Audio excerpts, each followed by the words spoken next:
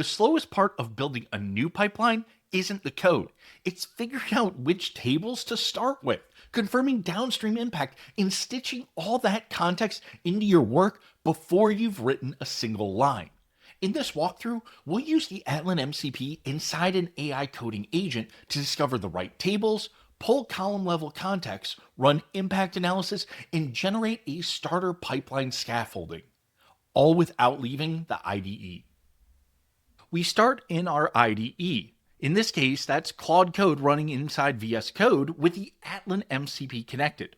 The Atlan MCP provides the agent with structured access to Atlan. It knows how to search for assets, read metadata, and traverse lineage without even having to handcraft API calls.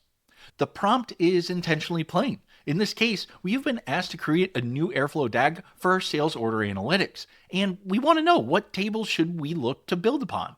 This is just the business ask and what we need to investigate, the way a stakeholder would hand it to us, and our immediate next step. The agent picks up from there. What comes back isn't just a list of names, it's a rank set with a rationale. The agent identifies the orders table, the line items table, parts, and suppliers as the spine of any order trend analysis and suggests a starting sequence. That's Atlan's metadata doing the work. Descriptions, schema context, and classification all factor into the ranking. With the tables identified, we want the full column level picture before we commit to a design. The depth here depends on how well the assets are enriched in Atlan. The richer the descriptions, the more the agent can do with them. We review what came back, now understanding the columns that we should build off of. This is where the workflow earns its keep. Normally, impact analysis means switching to Atlan, opening lineage, and manually tracing what's downstream. Here, we ask for it directly in chat and review the results without leaving the IDE. Looking at what comes back, the agent has flagged a governed analytics assistant with a clear infrastructure.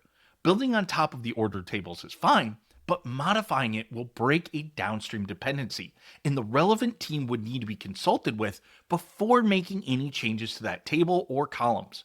We now have key impact understanding and guidance that gives us immediate direction on what and how we can build on this table before writing any code. With discovery done and impact understood, we next have the agent produce a scaffold for our DAG that's grounded in real metadata, not a generic template. We review the output. It won't be production ready as is, but that's not the point. The point is that the starting structure is already shaped by the actual data estate, not a blank file. We can take this scaffold back to the people who request the pipeline and ask, does this match what you need? That conversation happens before a single table is touched, which is exactly the right order. What this workflow changes is where the time goes.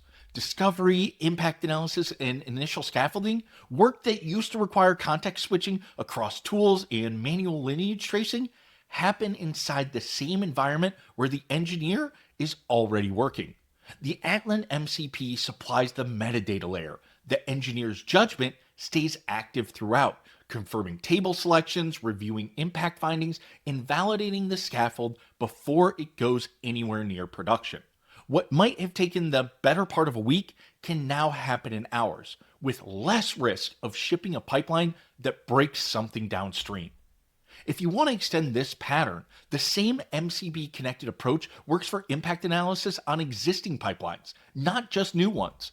Ask the agent to surface what's downstream of any asset you're considering changing, and you get the same lineage traversal without traversing Atlan's UI. That's what we cover in our next video.